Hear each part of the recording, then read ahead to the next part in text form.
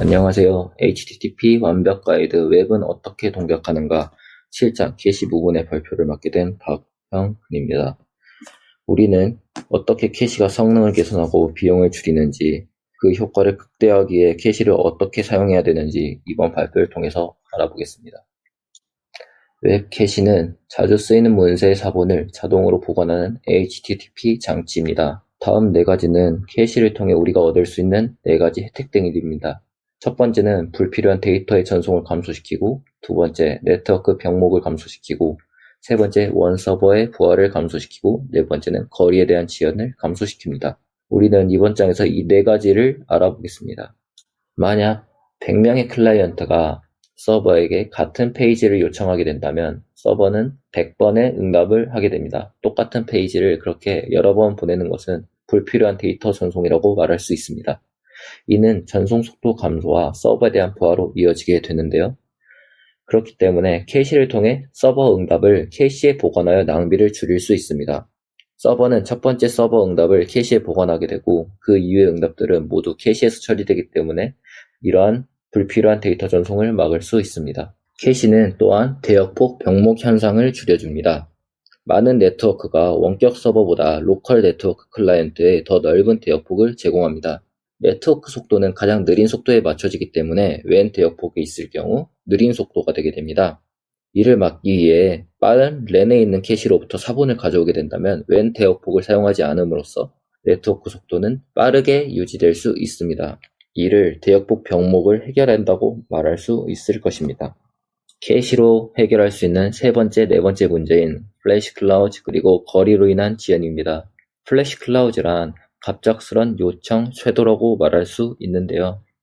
때때로 특정 이슈 때문에 사용자가 몰려 트래픽이 급증하는 경우가 발생할 수 있습니다. 이로 인해서 서버에 심각한 장애를 야기시킬 수 있는데요. 캐시를 통해 이러한 갑작스런 요청 쇄도에 대해 대처할 수가 있습니다. 그리고 거리로 인한 지연은 거리가 멀수록 중간에 여러 가지 라우터 등이 껴있게 됩니다. 이 역시 인터넷 트래픽을 지연시키고 빈 역시 속도를 가지고 있기 때문에 거리가 멀수록 유의미한 지연을 유발을 시킬 수 있습니다. 캐시를 통해 가까운 곳에서 요청에 대해 응답할 수 있다면 이러한 문제점들을 해결할 수 있습니다. 이와 같이 캐시는 유용하지만 캐시가 세상 모든 문서의 사본을 저장하지는 않습니다.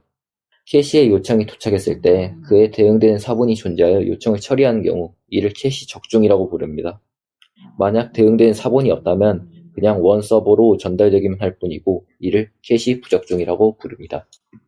원 서버 컨텐츠는 변경이 될 수 있기 때문에 캐시는 그들이 갖고 있는 사본이 여전히 최신인지 서버를 통해 점검해야 합니다. 이러한 신선도 검사를 HTTP 재검사라고 부릅니다. 캐시는 언제든지 사본을 재검사할 수 있으나 이러한 점은 비효율적이기 때문에 사본이 충분히 오래된 경우 재검사를 실시합니다. 여기서 재검사 요청을 보냈을 때 객체의 변경에 따라 재검사 적중, 부적중, 객체 삭제가 이루어지게 됩니다. 재검사 적중이란 재검사 요청을 보냈을 때 객체가 변경되지 않았을 경우 객체가 변경되지 않았음을 응답하게 됩니다. 이 응답은 304 modified 응답을 통해 이루어지게 됩니다.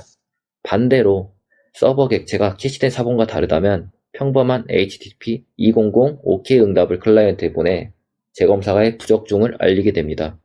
마지막으로 만약 서버 객체가 삭제되었다면 서버는 404 not found 응답을 돌려보내 캐시는 사본을 삭제하게 됩니다.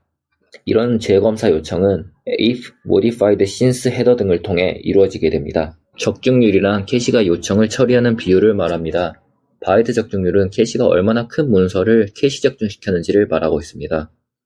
둘 다 캐시 성능에 대한 유용한 지표인데 문서 적중률을 개선하게 되면 전체 대기 시간이 줄어듭니다. 바이트 단위 적중률을 개선을 하게 되면 대역폭 절약을 추적합니다. 불행히도 HTTP는 클라이언트에게 응답이 캐시 적중이었는지 원 서버 접근이었는지를 말하는 방법을 제공하지는 않습니다. 그렇기 때문에 이러한 점이 궁금하다면 데이터 헤더를 통해서 우리는 구분을 할 수 있습니다. 여기 있는 그림은 캐시 토폴로지를 말하고 있습니다. 캐시 토폴로지에는 개인 전용 캐시와 공용 캐시가 있는데요. 개인 전용 캐시는 말 그대로 한 명에게만 할당된 캐시이고 공용 캐시는 공유된 프락시 서버로 네트워크 트래픽을 감소시키는 것입니다. 개인 전용 캐시는 우리가 자주 보는 임시 파일로 확인할 수 있습니다. 프락시 캐시 계층이란 캐시 부적중이 일어났을 때 좀 더 우리가 이를 합리적으로 처리할 수 있게 하기 위해서 캐시 적중률에 따라 레벨을 가지는 캐시 계층들로 나눈 것입니다. 레벨이 낮은 캐시에서 캐시 부적중이 일어났을 경우 그 부모 캐시로 프락시 연쇄가 발생하여 캐시 요청을 처리할 수 있게 하는 것입니다.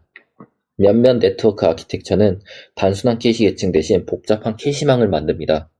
이 캐시망을 통해 프락시 캐시는 복잡한 방법으로 서로 대화하여 캐시를 사용할 것인지 말 것인지 혹은 어떤 부모 캐시를 이용할 것인지 동적으로 선택할 수 있게 합니다.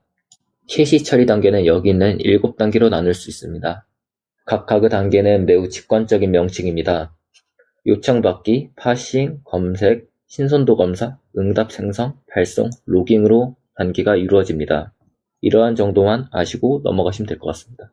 앞부분에서 신선도 검사에 대해서 말씀드렸습니다. 캐시는 나이나 혹은 만료일로 캐시 자신이 얼마나 신선한지를 나타내고 있습니다. 만약 이 신선도가 끝났을 경우 우리는 HTTP 조건부 메서드에 있는 if modified since나 if non match 같은 조건부 메서드를 통해 재검사를 효율적으로 할 수 있습니다. 첫 번째로 if modified since입니다. 이는 날짜 재검사인데요. 말 그대로 주어진 날짜 이후로 수정이 되어 있는지 안 되어 있는지를 물어보는 것입니다. 만약 주어진 날짜 이후로 수정이 되었다면 이는 재검사 부적중에 해당이 됩니다. 그렇기 때문에 정상적인 요청을 수행해 주는데요. 만약 반대로 주어진 날짜 이후로도 수정이 되지 않았다면 이는 재검사 적중에 해당됩니다. 앞장에서 말씀드렸던 것처럼 재검사 적중의 경우에는 304 not modified 응답을 보내주고 캐시 문서를 사용할 수 있습니다. 두 번째로 if non match입니다.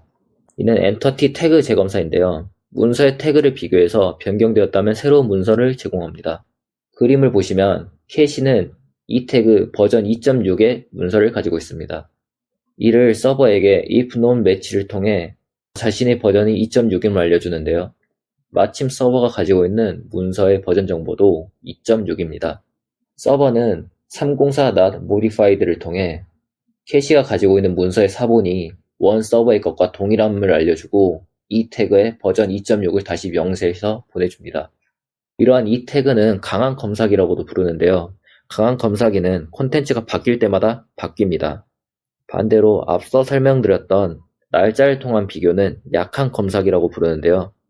이는 콘텐츠가 조금 변경되었다고 하더라도 그 정도면 같은 것이라고 서버가 주장할 수 있도록 해줍니다. 여기 있는 이 태그는 후반부에 델타 인코딩, 즉 부분 인코딩에도 사용이 되는데요.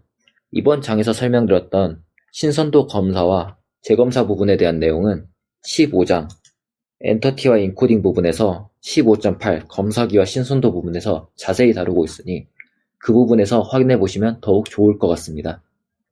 HTTP는 문서가 만료되기 전까지 얼마나 오랫동안 캐시될 수 있게 할 것인지 서버가 설정할 수 있는 여러가지 방법들을 정의합니다. 이를 캐시 제어라고 부르는데요. 여기 여러가지 캐시 제어에 대한 방법들이 있습니다. 첫 번째는 no store입니다. 이는 캐시가 사용될 수 없음을 의미합니다. 두 번째, no cache입니다.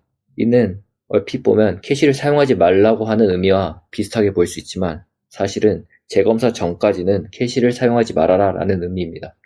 세 번째, no must revalidate입니다. 이는 캐시가 만료 정보를 엄격하게 따르길 원한다는 뜻입니다. 반드시 신선한 사본을 제공해야 한다는 뜻으로도 해석이 될 수 있습니다. 네 번째는 max age입니다.